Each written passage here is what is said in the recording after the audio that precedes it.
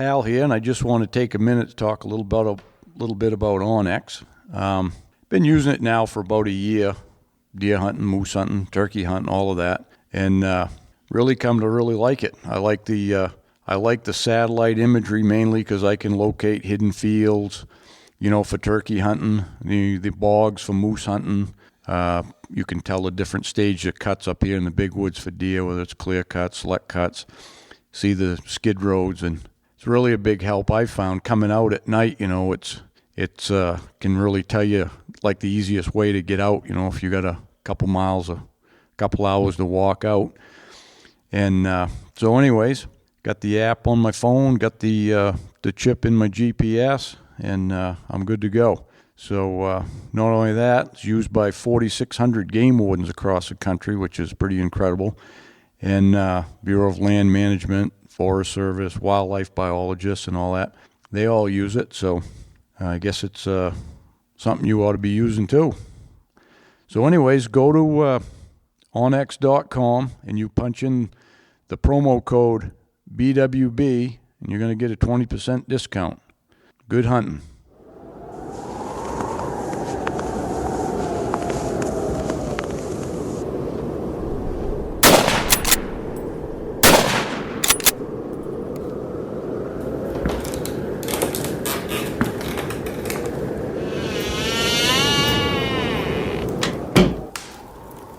This is the Big Woods Bucks Podcast. Come explore the big woods and timber in North America with your host, Maine Master Guide and deer tracking expert Hal Blood. Listen to Hal and co-hosts Lee Libby and Joe Cruzy as they unlock the secrets of big woods whitetails.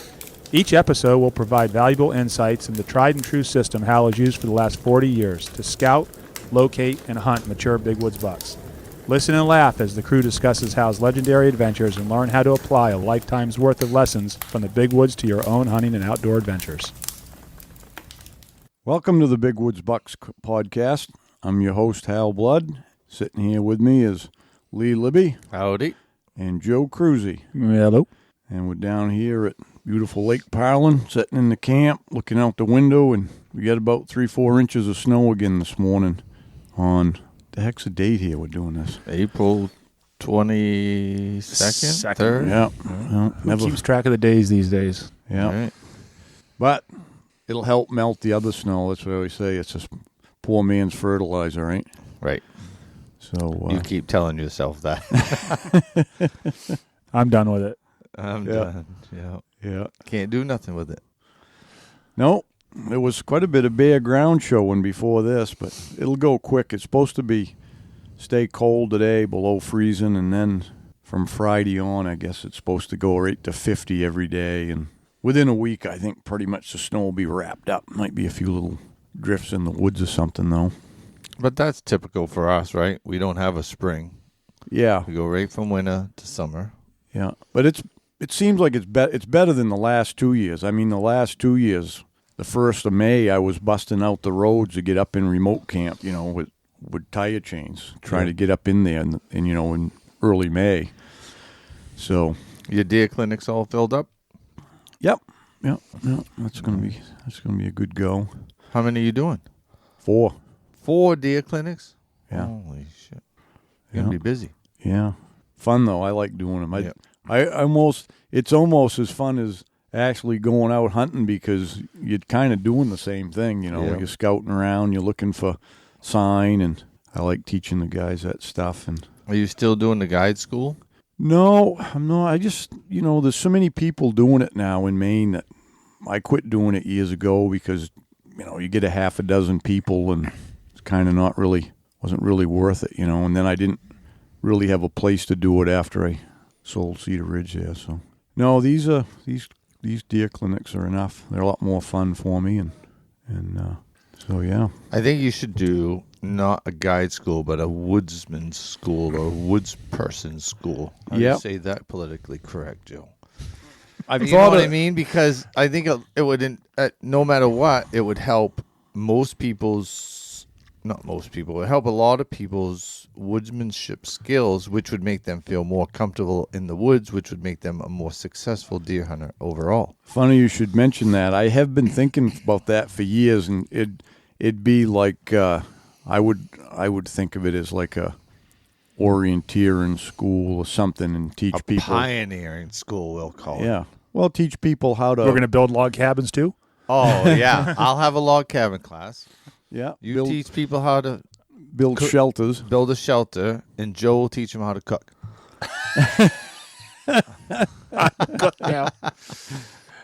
I did work the line in the lodge this year, I got to say. I know, that's what I'm saying. Yeah.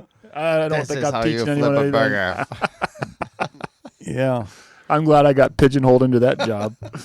Yeah, there's a lot of little things that we take for granted that we do in the woods to keep comfortable, between building the fires in the rain. And most people don't know that, you know what I mean? No. My grandfather showed me that when I was 10 years old, we didn't have any real good clothing back then. We rabbit hunt in the winter, and sometimes we might light 4 or 5 little fires every day, He showed me how to get little spruce limbs and right in the wettest conditions, and back then we had wooden matches. That's all we had, and light it with a wooden match and get cold again.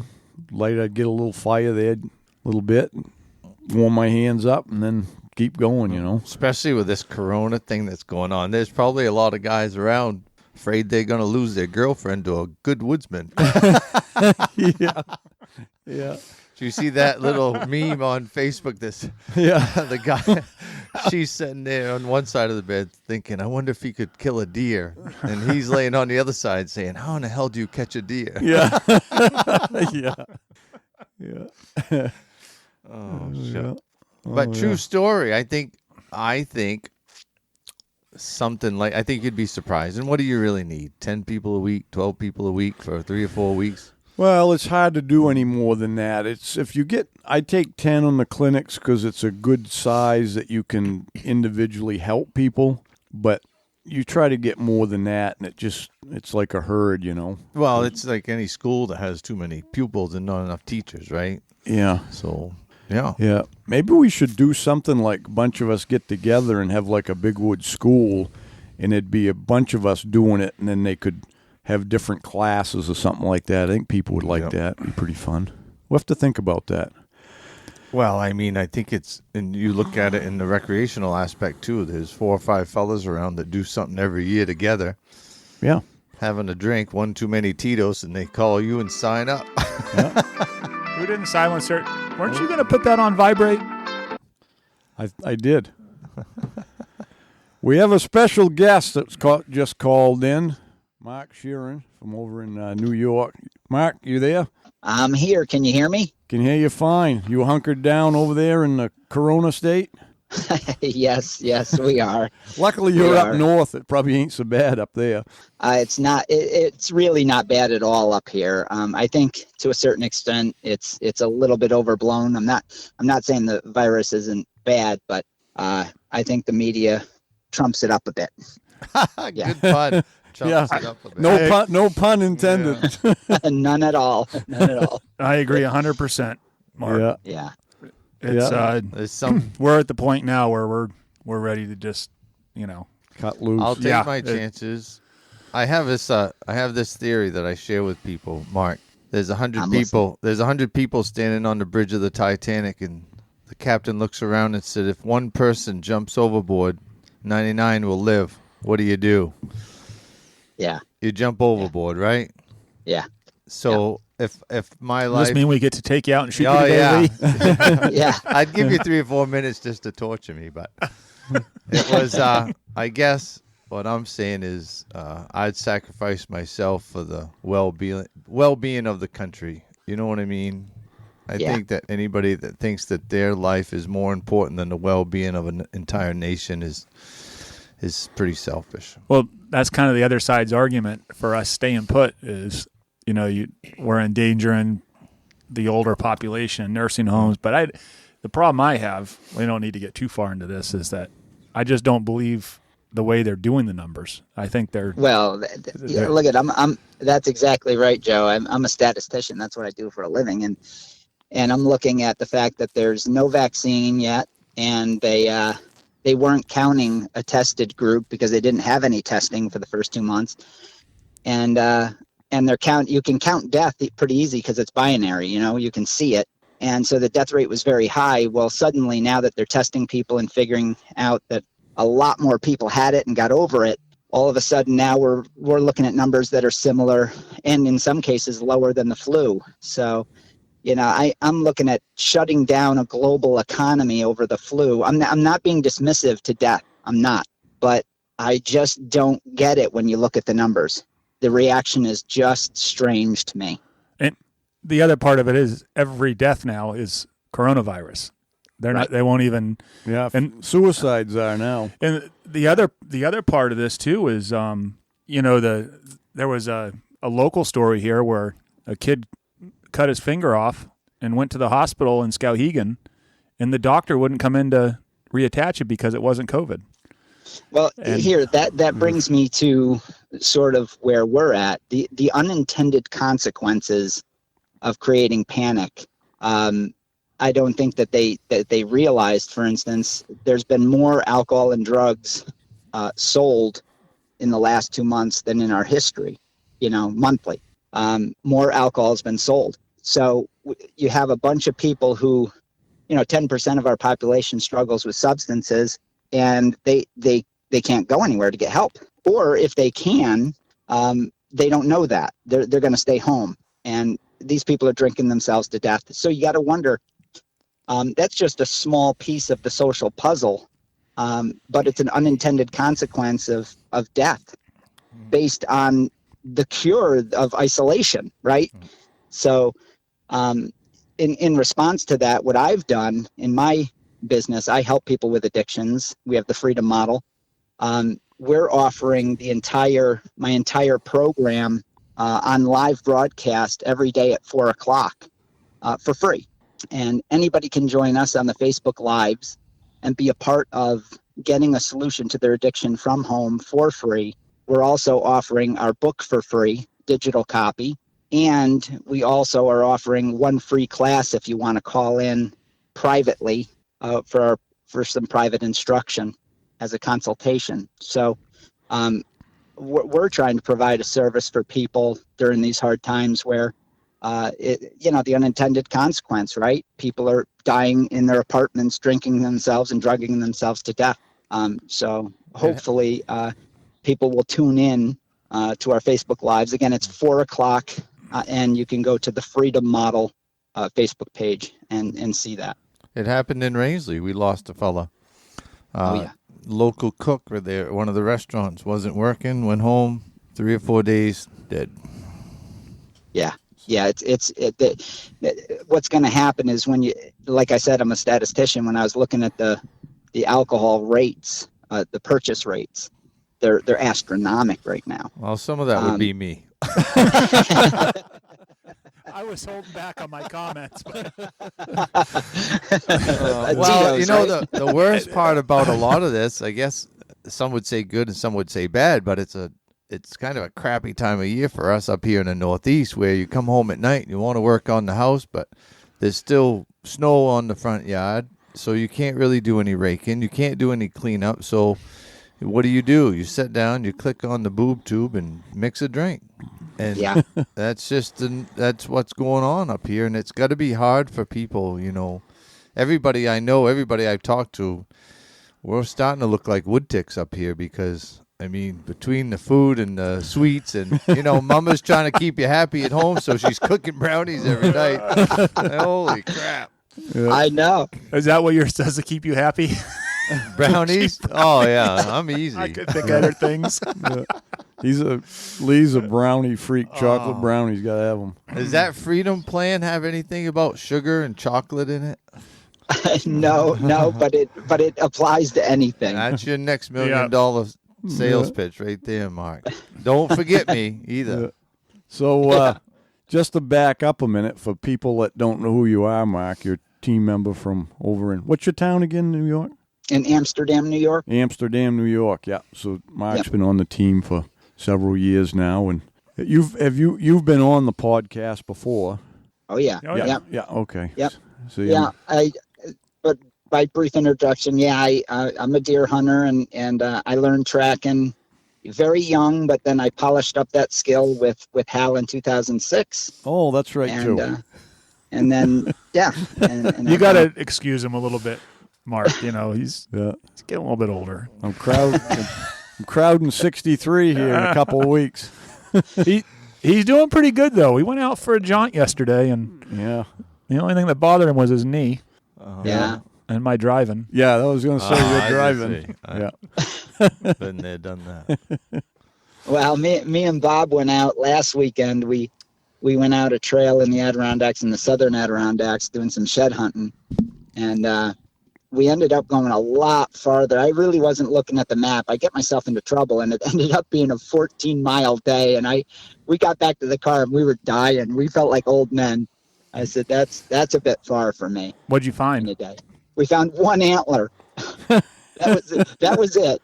But we found some really good areas. Oh, good. A lot of sign. Well, that's what it's about in the spring. It's kind of funny you mentioned that. We were going to start talking about that on this podcast anyway, getting out and doing some spring scouting. I mean, the winter's long enough, especially way up here, and it's nice to get out just to do anything, whether it's looking for an antler or scouting for deer or I don't care what it is, just to get the heck out, you know. Yeah, it was really nice, actually. It was that you could see the sign, you know, because the leaves aren't on the trees yet, which really makes it easy. You see everything from the fall. And we found some signpost rubs, and it was good. It was good. I definitely have a place I'm going to be going in the fall based on that trip. Good. Are you coming back up here? Yep. I'm going to do a week. It's going to be me, my son Austin again, Bob, and maybe my youngest son. He's starting to take an interest in possibly hunting. He didn't have an interest before, but he's getting older and thinking about it. He's watching his older brother get successful. So can't get your daughter up here? She's going to be at basic training. That's right. Joining the Army. Nice. That's right. That's good. Nice. Yeah. She'll be gone for 6 months. She picked the wrong time to go. You know, she should have planned that around deer season like I did when I was a kid. Yeah. Yep. Okay, so did you got that all in? Do you have anything else to say about that? That's honorable of you to do that, to help people, just to get them some help, you know, in these times when people just can't go anywhere to get it, you know. Yeah. Well, thank you. And let me give the website address and the phone numbers and things if they want to call. If they want to see the previous classes that we've already done, because out of the 23 days that we're doing the entire course, we're about at I think the 9th day now. Okay. So they can get all the previous classes. We recorded everything. That's at www.thefreedommodel.org/23 days. So I'm going to say that one more time. thefreedommodel.org/23 days. And they can get all the note sheets, the actual videos of us doing the live broadcasts of the classes. Everything is there for their enjoyment. So that's it. Sounds good. Oh, let me give the number. Sorry. 888-424-2626. Yep, great. So any of you out there listening need a little help with that stuff, just get in touch with Mark or listen to the program. And it's been successful. I know you got the most successful addiction program there is. You don't get the recognition that the big groups do, but your success rate is a hell of a lot better than any of the others. That's right. We're very good at what we do. I'm watching it right now. You going to make it up for the Big Woods get together, Mark? Yeah, I'll definitely be there. It'll be good to see you guys. I miss you. It'll be fun. Yeah. We talked about moving it up a week because Chris was having a little conflict with the weekend that was going to do June 6th. But did you check into that, Joe? Was the 13th okay? No, I didn't. I'm pretty sure that's going to work. But what happened, Mark, is the moose lottery got canceled here in Jackman. So right. they're going to have it here next year. That's a little but extreme. You didn't see that yet? Yeah, it's going to be all online. So really? Yep. Yeah. That's a bummer. Yeah, it is. So that was kind of about the time we wanted to do it anyway. So we figured we might move it.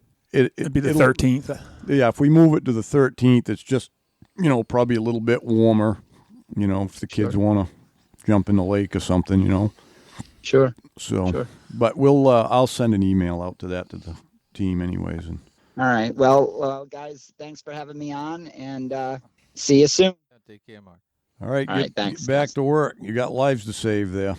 That's right. I'm hustling. See you, Mark. See ya. Bye. That's pretty good of him. Huh? Yeah, really good. Yeah. It's like he said, there's so many unintended consequences when they do these things. It's almost like this thing was, I think, it was a knee-jerk reaction without putting. The only focus was on the virus. They didn't focus on anything in the peripheral. You know what I mean? And I was listening to a doctor the other night. He seemed like he was, he wasn't one way or the other. He could see both sides of everything, and he was just analyzing the statistics they had. Every day there's more analysis and stuff. And he said down the road we're going to find out that there's going to be more people that are going to die from all the unintended things than ever died from the corona. And one of the things he pointed out was people, they're keeping people away from the hospitals, elective surgery. Well, that can be okay, I guess, or maybe it isn't. But people are scared to go to the hospitals to even get their cancer treatment, so they're not getting them. He said in 5 years there's going to be a lot of people dying that could have been saved from cancer, if they'd got the treatment. So I don't think that part of it got thought through that well, The other part too is that the whole country can't abide by. We shouldn't have the same rules that New York City has. No. I mean, they chose to live there, not me. Yeah. You deal with what you have. If that virus was in Jackman or Rangeley and it was started, then all right, we'll all stay home until we get better. But I'm not going to call the people in New York and say, geez, you ought to stay home because, I mean, those people are flooding here. They're coming up to their camps in the woods, and we're finding 4 and 5 and 6 vehicles at one place in these cabins, and they're not coming out. They're sneaking out to the IGA and getting their provisions, and they're going back. And we're calling it like Sanctuary Island is one of these places. There's a dozen people from New York in there, friends and family that have been there for a month. Yeah. And, yeah, that's fine. I'm not going to shut you out because you have a place here, and come on up and just be safe about it. But I think it's a natural instinct for people to flight, right? I mean, I'm all packed up and ready to go to camp. I would if it gets really bad. 30 miles back in the woods, the chance of me getting sick is slim and none. But at the same time, don't ask me to quarantine when your neighborhood's sick. I was telling Hal yesterday, I looked up area-wise. So Somerset County, our county here, is 4,000 square miles in size. Yep. We have 16 confirmed cases in 4,000 square miles. If you take New York City, Nashua County, Suffolk County, and Westchester County, which is really the bulk of it, it's 3,600 square miles, all those counties combined, and there's over 200,000 cases. Yeah. So it just doesn't make sense. I mean, understood, anyone with half a brain knows that when you have population that close together, you're going to eventually have something like this one day. Right. Yeah. But like you said, we chose to live here. Right. I mean, I'm putting up with 4 inches of snow this morning and knee-deep snow in my, I can't really go scouting too much now because the snow's still 2 or 3 feet deep in spots, but that was my choice. I thought it was a bit extreme that when we all got together, you wanted to hug it out when we first got here. I haven't seen anybody. It's funny. I saw you humping on Hal's leg. It's funny because it's the worst time of year, but the best time of year that it could have happened, right? Oh, because, absolutely. Everybody's kind of in limbo. We're normally in mud season. It's kind of funny. I still see logging trucks pulling wood out of the woods because it's cold enough to truck wood. Yeah, every night, yeah. So they're still going. But then you had the mill down in Jay blew up. Yeah, that was terrible timing. I see they started trucking pulp out of Westbrook. And out of Sappy. Hinckley, too. Yep. Yeah, good.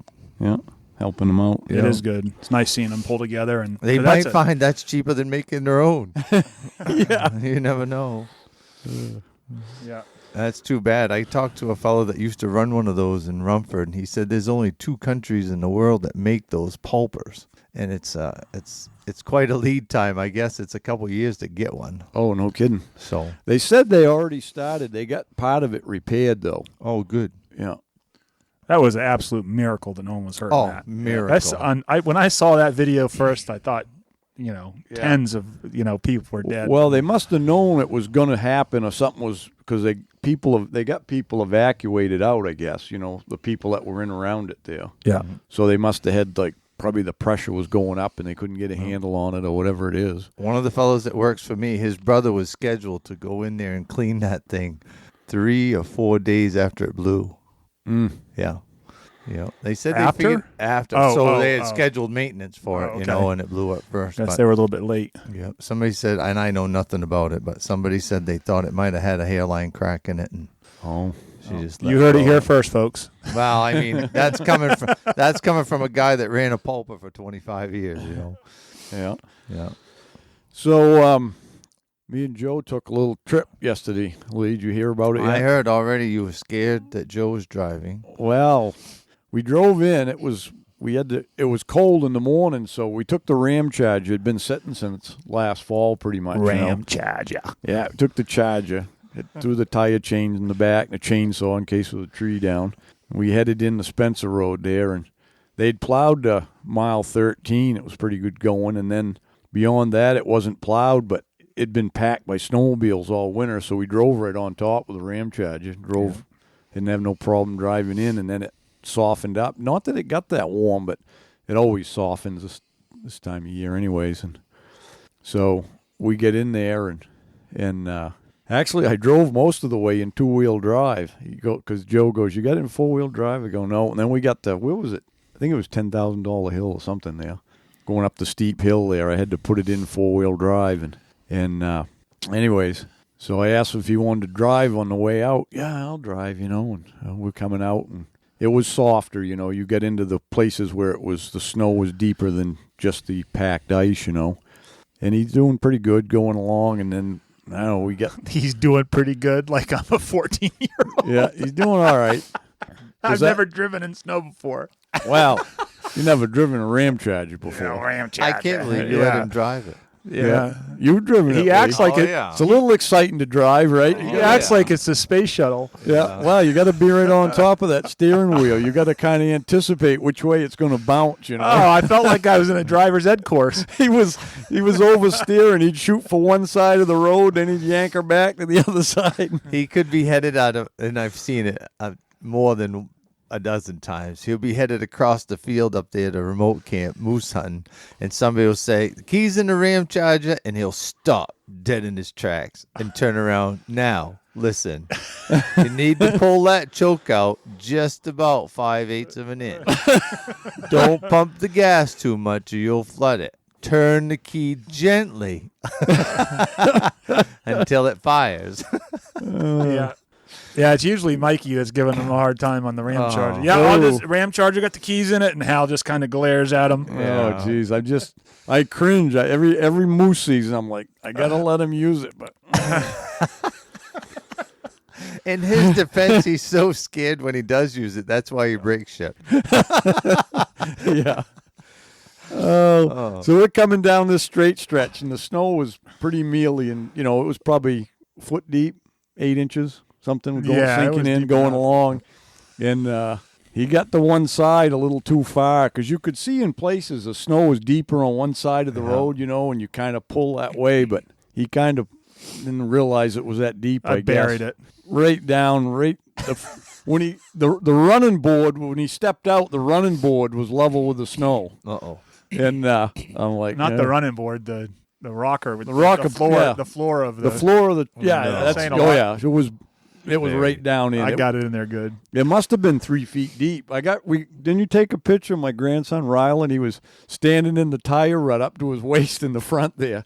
Okay. And he got the winch out, and luckily I'd thrown in I got that Kevlar rope there, and we went down to a big birch tree down the road and got rigged up. Got her out all right, no problem. Winched it out, but it was just basically dragging it the whole way. I put it into low and just let the tires, make a trench in front of it. But he got a little excited. He drove over the winch, the control cord, and broke it, pulled it right out of the winch. He forgets all that stuff. Yeah. So, anyways. Yeah. That was a fun day. Someone else, probably someone maybe that's listening to this podcast, I think was out there running around. And yeah, there was. Looks like it was probably a Jeep. Yeah. Somebody'd been out there way out at the other end, the Goldbrook end. They'd come in and looked like they'd got stuck a couple times too. It looked like it was soft when they went. But so we got all straightened out from that. And he jumps in again, away we go, and we get down another couple of miles and come around the corner, and he hugs the inside corner on that when there was no. Thought I was racing. Yeah, sunk the right hand side again. I'm like, oh. But when I got out that time, it wasn't hung underneath, it was probably sunk down in there 16, 18 inches on that right side. But I said, let me try this for a minute before we get the winch out again. And I got it out. It was where the snowmobiles had packed it in the middle, and then on the edge it wasn't packed. And the right tires got down off of that lip. And I had to go back and forth, and trying to keep cutting the front tire. And finally I got it to ride up over and drove her up out of there. He made me stand out on the road and holler, "You're the best, Hal. You're the best." The whole time he was doing it. Now watch. Did you see how I did that? Yeah. Did you see how I did that? Yeah. He scolded me the whole way out. Yeah. But we didn't find any antlers. That was the whole point of the trip. Oh, geez. Yeah. We found a place this winter. We go, we got to get back right in here in the spring before anybody gets here. We're going to pile up the antlers, We drove all the way in, walked for about 3 hours, never found an antler. No kidding. No, not even an old one.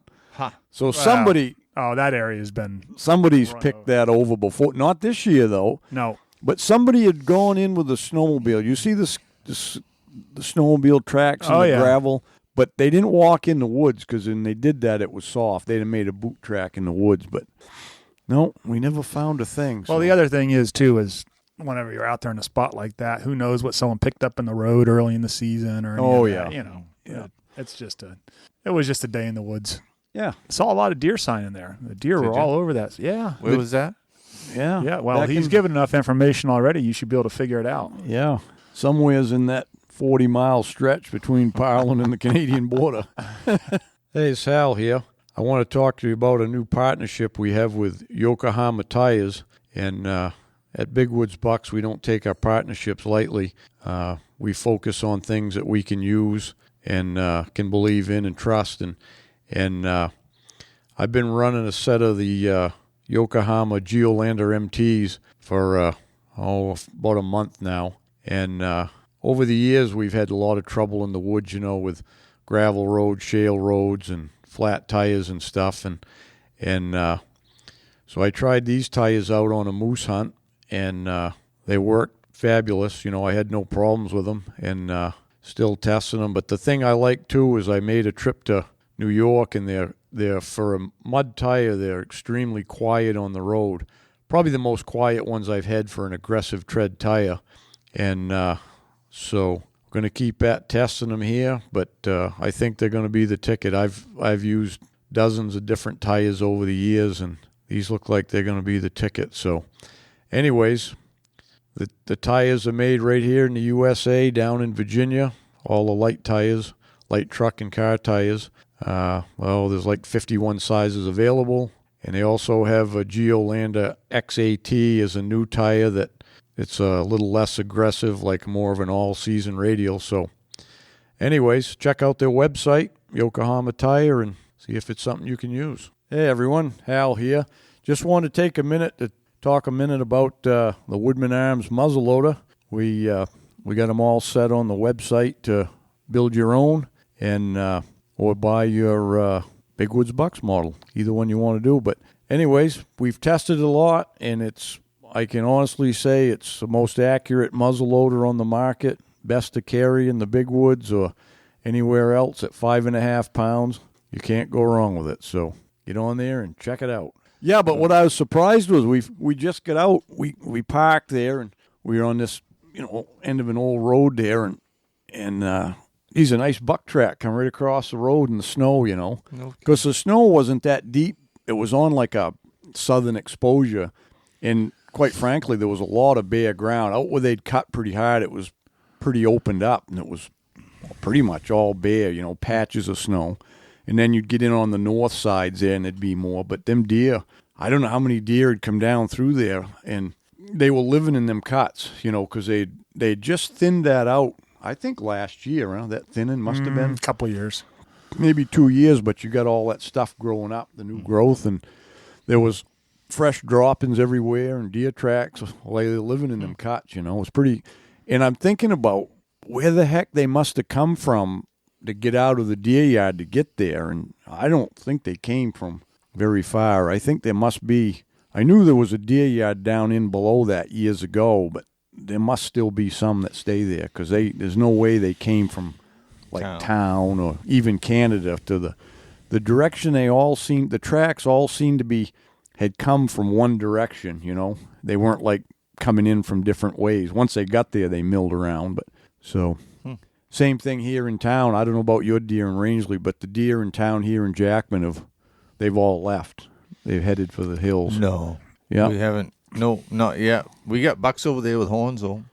No kidding? Yeah, a couple of them I've seen are 2 or 3 inches nubs right off the top of their head. Oh, growing horns. Yeah, growing horns. Yeah. No, not a full set of antlers, no. Yeah, you know what that means? They're healthy. You know what I mean? When they grow them to start this early, I think there's going to be some big rack bucks around this year. Someone posted a picture of a moose I saw yesterday, I guess, a picture they just took that still had one side. No kidding? Yep, it was a good size antler too. Yeah, that was surprising. Well, His new growth's going to push it off here pretty quick. Yeah. The latest I ever saw deer antlers on was up here and I used to feed him up the other place. It was mid-March for sure. I had a 5-pointer that still had both sides, and they were all bleached out white because you get that sun in March, there, and they were really white. And they weren't earlier; they were regular colored, because I seen him all winter there. But yeah. But so I guess Nick's going to come up next week and try his dog out. Try it around here. Yeah, we'll go a couple days. Well, yeah, okay, because it's going to be Aaron Monday. So anyway, so it won't be long. We can get out spring deer scouting, huh? Yep. I think the guys down south are doing it already. I see yeah. A lot of people posting some deer antlers they found in deer trails. And well, you probably noticed coming over, when you headed out of Rangeley, you got to head, for people that don't know, Rangeley's like a little bit southwest of here, but you can't get there from here. You got to go south, east, and north. You got to make a big horseshoe to get over here. And when you drop down out of probably within 20 miles of Rangeley, the snow's pretty well gone. Down over the hill. Yeah. Yeah, same way here. Then you come up over Johnson Mountain, and you're back in the snow again. Yeah. Yeah. No. But it's good. It's going a lot quicker than most of the years. So been below freezing, though, every night this week. Yeah. Mud puddles have been froze over. Are we done talking about the weather yet? Well, depends. I notice Hal has on a nice, is it fleece or polar fleece? We just determined, Lee got on his phone there and looked it up. Polar fleece is a heavier material. I think they make jackets and, insulated stuff out of polar fleece, but I just call this fleece. It's fleece. Got my new fleece jacket. You need a polar fleece in here, Joe. Don't give us no heat. It's kind of cold, isn't it? Well, I'd give you heat, but it gives a static background noise to the podcast. Oh, yeah, great big woodsman up here, and we can't even walk over to that fireplace and get a fire going. Yeah. Oh, shit. Got to turn the monitor on. Yeah, so anyways, we've got, I know people over the last several years have been asking for some swag stuff and different things and T-shirts, hats, whatever, and our biggest problem has been is somebody's got to ship all that stuff, and it's always been Chris's job, has always been, which he shouldn't be doing as a CEO, but just by the way it's been working, that's what he's had to do. So we didn't need to add anything onto that. So we found a company that we can set up a storefront within their company to get all this swag out to you, and you order it like you'll go through our website. We plan on having this up about mid-May, and you just go on the Big Woods website, and there'll be a link to get over there, and we're going to have a bunch of good stuff, hats, T-shirts, and mugs, and travel things, mugs, and different things. We don't know exactly what it all is, but there'll be about 25 items to pick from, and they'll get directly shipped right to you. So it's going to be a benefit to Big Woods and a benefit to you, and Chris won't have to do any shipping. So, and it looks like a bunch of great stuff. We've been trying to pick out what we want, but anyways, I saw Jeff Paradise is taking care of that for us, a team member from New Hampshire. But he found in their company they've got a green checkered fleece jacket type thing, light jacket, and I looked at it of course you can never tell in the pictures how good something is. So we had him send a couple. I got one, and Chris got one, and Jeff did, so we could see what they look like. And I was amazed when I got it that even in the checkering, you can see the black in between. It looks exactly like our Big Woods coats, because it's got the the lines where the checkers cross. You got the black and green lines in there, so it's nice. I wore it yesterday out, so we'll have them on there with the Big Woods logo, and like I said, T-shirts, hats. I don't know. Yeah, the T-shirt's cool. That was a good design. Yeah, we'll have some other ones. We got a cool design, patriotic Big Woods Bucks T-shirts. We'll have them, and we'll have some other ones too. But so, anyways, we'll announce it on Facebook. But if you start checking on the website, like I said, about the middle of May, Chris tells me it's going to be up and running. It's been a little. We thought we'd get it done quicker, but with this virus stuff, the people in the company, they're not working every day, like every other day. So it's been a little slower process to get it set up, but we'll get there. I had a question that Chris had sent. He wanted me to answer the gentleman back, so I thought we could answer on the podcast. Let's hear it. Yep. It's hello, Big Woods Bucks. This is from Jeremy Henderson. Hello, Big Woods Bucks team. I've written him in before expressing my enjoyment of listening to your podcast and watching your YouTube content. You have a good group of guys, and you allow us to think about deer hunting all season. Keep it up. I'm writing this time with another question, though. I've seen Lee's film, Hal's Brutus trailer, and now Timmy B's teaser. All great videos. However, I know Joe had a cameraman with him last season. When do we get to see his video of Big Woods Stuck? Ha! So, yeah, I was wondering that too. What's up with your cameraman? Look at you, fell off the face of the earth. Oh, no, he's right there. The problem we had is there wasn't a dead deer in it. No, that's not a problem. No. So a lot of people are going to relate to that, Joe. Yeah, we did do a trailer that we did as we're using it for promotional stuff internally. That actually came out really good. He did a good job with it, but the plant we discussed it and kind of decided we're going to do a continuation. I think we're just going to make it into one video, but that may change. All right. But I was going to ask you, Lee, about yours also, because it got me thinking. Because Joe's going to send us up the video that he has.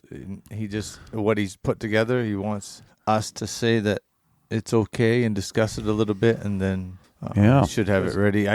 I'm in no big. I like that pre-season release of the videos. I think it gets people. Well, the trailers are good to have now, and then the full length ones will come out later. Yeah, because we never talked about it too much, I don't think. But you had a guy with you again this year, and so you've got a bunch of footage too. Yep. So I had a guy so I guided an older gentleman this year. That story's so basically the story's me guiding him and his history and legacy in the woods, and I think it's going to be a good story. Yeah, it'll be a cool story. It's a different take on things, because sometimes if you're taking a client, it's about them and it's more about their story than our story, and what's going on and what they're thinking about. I thought Timmy's trailer was great. Yeah. I thought it was really well done. Yeah. And it's funny, he told a story about how it all happened. Yeah. And watching the trailer, it was exactly how I picture it in my mind. Yeah. Exactly. Yeah. The road he was on, the tote road he was on, and yeah, I like how he narrated. I told him he could be a narrator for National Geographic. Yeah. He's got that tone of voice. Yeah, it was really well done. They did a good job with that. Yeah. Yep. So what about the Brutus release? Is that going to be just before season, or we haven't? I don't know yet. We're waiting on, because everything got tied up with this Corona stuff. Companies aren't making any big decisions on sponsorships. Everything's kind of like in a holding pattern. So we really don't know. You know what I mean? So we're working on, for all the films, working on sponsorship. So if anybody's out there listening that has a company or something that's interested in sponsoring one of our videos, you can get a hold of us, and we'll talk about it. Be like I'd call it, I guess, a title sponsor, So, Joe, speaking of, did you get a response for your, remember 2 podcasts ago we were advertising Help Wanted? No, I haven't. Yeah, you haven't got a response? So I did. Yeah. did you? But it was a little, he wasn't necessarily looking for an employment. He has a home building company in southern New Hampshire area, Winnipesaukee area. And he does some really nice high-end stuff. And he said that his clients purchase furniture like we make at Main Mountain Millworks, and wanted to know if we'd be interested in maybe providing some of them customers with furniture. Nice. So that was good. And the whole time I'm trying to get him to come to Maine and work for me, and I realize he really doesn't need to. So, but You might have made some sales anyway. yeah, we made sales, but we're still looking for that furniture maker. If anybody's out there sitting in their house right now wants to move to Maine, we did just get 4 inches of fresh snow and the sun's shining. It's beautiful. It'll be gone by tomorrow. Yeah, if you're looking to get rid of your wife, it's a good way to do it, I can tell you. Honey, I'm moving to Maine. Okay, see ya. Yeah. Well, usually when the wives of most people from down away, when they think about moving to Maine, they think about lighthouses and lobsters and stuff. They ain't really thinking about where we live. No. That's why I got mine to move from Fort Lauderdale Beach up here. Yeah. So that's a good one. she likes it. Yeah, yeah. You know how I got mine to move up from southern Maine? I said, pack your stuff, we're headed. Good thing she don't listen to these podcasts. Good thing, yeah. No. Hal dragging her by the hair like a caveman. Yeah, I can see it. Yeah, I was a little, believe it or not, you would never guess that now, but I was a little rough around the edges back then. Yeah. I was kind of a young lobsterman. Yeah, it was my way or the highway. I told her she had a... What's changed? He's nicer about asking. Yeah, I'm more diplomatic now. I told her she had a... Back then when I was lobstering, she didn't have to work. We had the boy, and she stayed home. You was a stay-at-home mother, and she had a garden, and she did the mowed the lawn. She did all that stuff, and she had her Z28 and run around, did whatever she wanted to, And I said one day, I said, "I'm gonna sell you." I said, "You might as well. You're gonna sell that Z28 and get a 4-wheel drive." I said, "And then you might as well sell them dresses and shoes." He said, "You won't need them when we're going." That's the way I said it, too. Fresh out of the Marine Corps, he was good at he learned how to give orders. Yeah. It worked. Yep. Yeah, it worked, but I've had to pay for that in my later years. I had to build her that house she wanted, and oh, jeez. Yep. So, but anyways, it's good. She stuck with me anyway, right? I don't know why. Yeah. Sometimes I wonder, too. So you wanted to talk a little bit about spring scouting. Yeah. It ain't quite time, but it's going to be fun. Yeah. I mix it in with I'm more of the I like shed hunting so much that and it usually crosses over. I kind of do it while I'm shed hunting at the same time. I don't necessarily go out specifically for scouting for deer, but it's always in your mind. And yeah, I look for deer sign anytime I'm in the woods, no matter what I'm doing. A lot of people don't realize that too, and even sometimes my wife Deb, she would wonder what I was doing in the woods sometimes. But when I'm out moose hunting or scouting, I'm looking for deer sign or maybe even bear. If I'm out looking around for bear stuff, I'm looking for deer. It all crosses over, whatever you're doing in the woods, you're not just so focused on one thing that you just discard everything else. I found some of the best deer spots during moose season. You end up going into some place and you're like, holy smokes, this would be a good place to deer hunt, Mm-hmm. So you always got to be paying attention and looking for different things. And biggest thing was, I remember I used to think, well, I'll remember where that spot was, or I'll remember this or that, and then you find some more, and then you forget about half of them. Onyx. Anyways. Yeah, now it's different. I'm talking about the old days, You know what I did sometimes in the old days? I'd take my main atlas out, and I might put like deer tracks on it on a certain spot. I had it kind of coded in the map, where I'd highlight yellow different things, Yeah, the Onyx works great. Yeah. I'd use mine a lot when shed hunting just for my grid patterns and stuff. I'd look at it, and depending on what I'm running, and if it's because I like to really canvas an area, but I also I'll go by if I find a signpost or something. I always put it in there and mark it, and you never know when you're going to come back to that. I always do, like finding buck sign and stuff, no matter when. But I know last fall I punched in. I hunted some areas I hadn't been in a long, long time, and some of them I'd never really hunted much. I'd been through there or passed through, and I found a lot of buck sign in there. And I always, basically, if I mark something, it's a signpost rub, because that at least gets you to the spot where they're traveling through, and you got a place to start or a place to go to, So that's what I did. But I'm going to go in this spring sometime when I get a chance, hopefully before it greens up much. I got a couple of them I was talking about last time, a couple little blinds to build there and sandwich eating spots.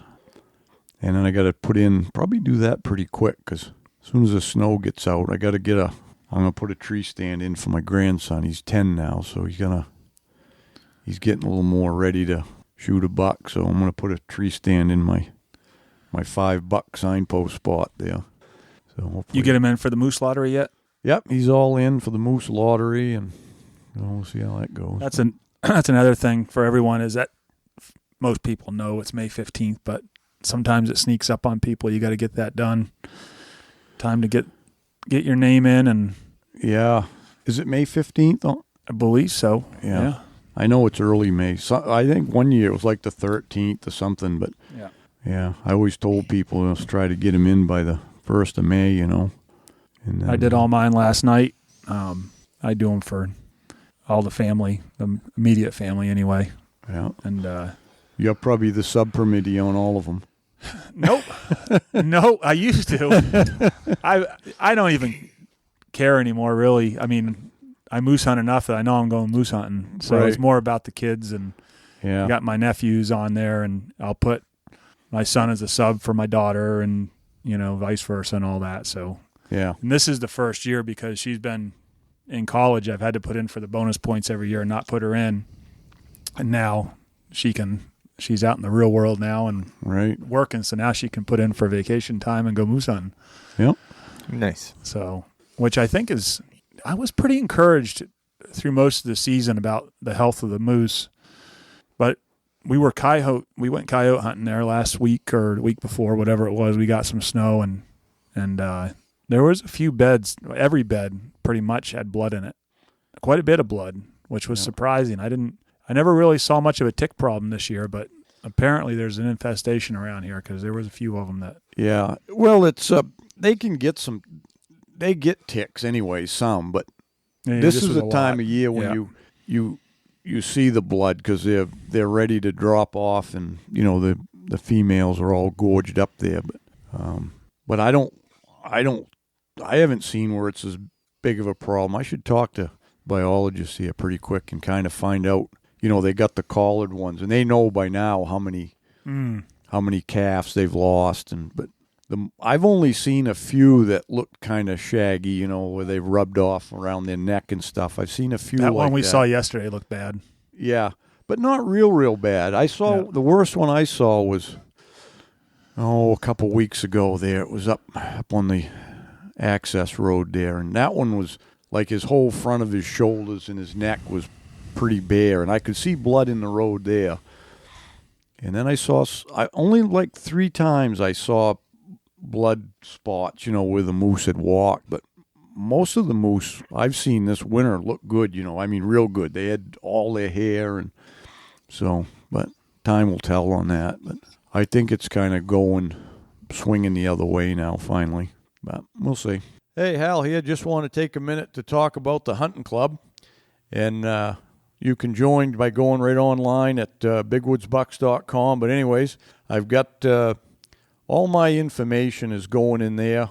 And it's a place where you can get together and look at my films, tips, writings, and all of that. And the best part is there's forums for you to communicate with, the rest of the club members, talk about Big Woods stuff and all of that. So anyways, $36 a year, cheaper than getting a Starbucks once a day. So join up and hope you see you're on there. Hey guys, Joe here. Wanted to take a few minutes to talk about Lake Parlin Lodge. We're a 4-season lodge located just south of Jackman. We've got cabins, lodge rooms, mini lodge. We're a big snowmobile destination in the winter, full restaurant, bar, all the amenities that you need for your trip. Open obviously through the summer, right on the lake. Kayaks, canoes, all included with the cabin. We also do a lot of weddings, so if you're looking for a destination wedding, we can do a wedding up to 200 people. And of course, we've got our hunting season, moose season, deer season. So check us out. We're at lakeparlinlodge.com. So, I think I don't know how much longer we can go on this podcast, but I'd like to continue it on the next one for spring scouting, a little more details about it and stuff like that. So, we're getting down to the end now. Not that we have a time limit, but we have a we have a schedule get the heat here. back on. I can see my breath. Yeah, we'll have to wrap it up. You'd complain if you were hung with a new rope. Oh yeah, Got you.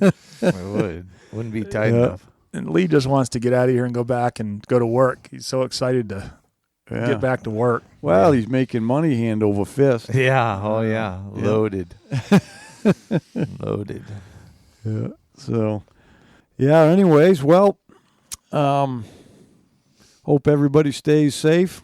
We'll get through this corona thing. I think it's winding down too, and we'll go from there. As Lee sneezes. Yeah. Yeah. Yeah. You all right, It's that cold setting in from being froze to death. We'll have to get Joe a load of propane here, huh? Get the heater fired up. Charity. Yeah. Yeah. Well, okay, folks. It's been fun.